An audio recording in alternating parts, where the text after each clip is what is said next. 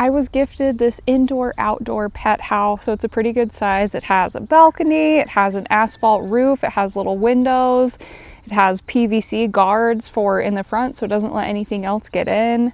We are going to do an unboxing. I'm going to help you put it together. We'll test it out and I'll give my honest review and a little demo at the end, so stick around. Okay, this is what it's going to look like. This is from onPetsCosset. This one is almost 60 inches wide, I believe. But these are all going to assemble the same thing. Okay, here is all of my pieces. So far, so good. All of the pieces are in pristine condition.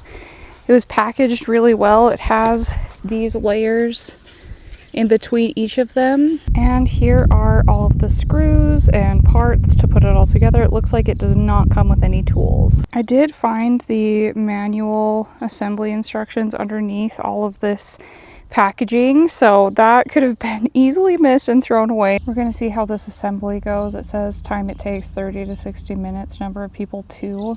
It's only me, so we'll see.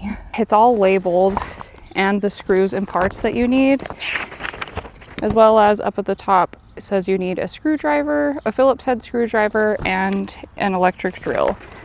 So far the directions are pretty clear to understand. Some of the pieces are actually labeled, so that's really nice. Each of these little parts bags are labeled as well. All right, I'm gonna get this thing put together. I'm gonna go ahead and start a timer and I will check back in with you when it's done. Took me a lot longer than 30 to 60 minutes. I did it by myself. It took me a little over 2 hours to put all of this together, but it's looking great. It's very big. I am 5'10". It's very tall, and I love this cute little balcony right here that they can lay on if they want to come out. So some up close features that I really like. It has these bars to go over the wood pieces here so that the dogs don't actually chew on anything. On each side of the house, there is a window that just velcros, and if you'd like, there's another velcro strap at the top if you want to open it up. And then both of the doors have these PVC liners that they can easily just walk through. Another really cool feature is this back panel is actually on hinges, so you can open the entire panel up and it will stay. It won't slam down shut on you when you open it, and it's really easy to open and close. It does have the roof overhang here that overlaps to the front panel that's affixed, so no water is going to get inside the roof. And just to take it a step further, I have a watering can filled with water. I'm going to show you what the inside looks like now and what it looks like after I pour water over the top. Let's open this up. So the inside is perfectly dry right now. The water is flowing in front of the door instead of inside because of these overhangs. So you've got about 6 inches from the door, so I do appreciate that. And it looks like these PVC flaps are doing a good job at keeping most of the water out that splashes in as well. Okay, let's take a look at the inside now.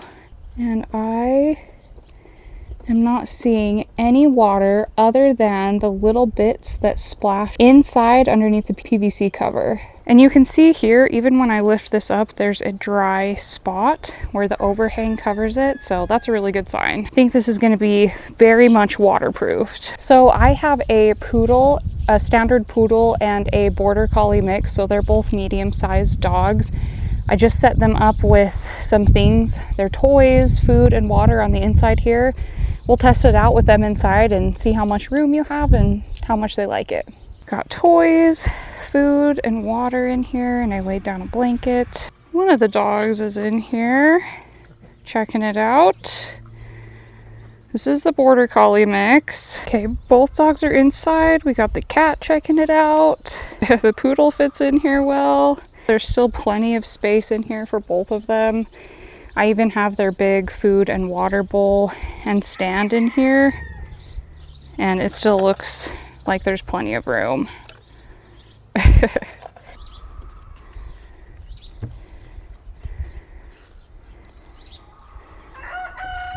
As far as assembly goes, I had absolutely no issues. It just took a while because there are quite a few pieces. The bigger pieces are all put together. They're just panels, so that part's really easy, but there's just a lot of other odds and ends to fit together, but it wasn't hard. The directions were super easy to read. I had no problems with that.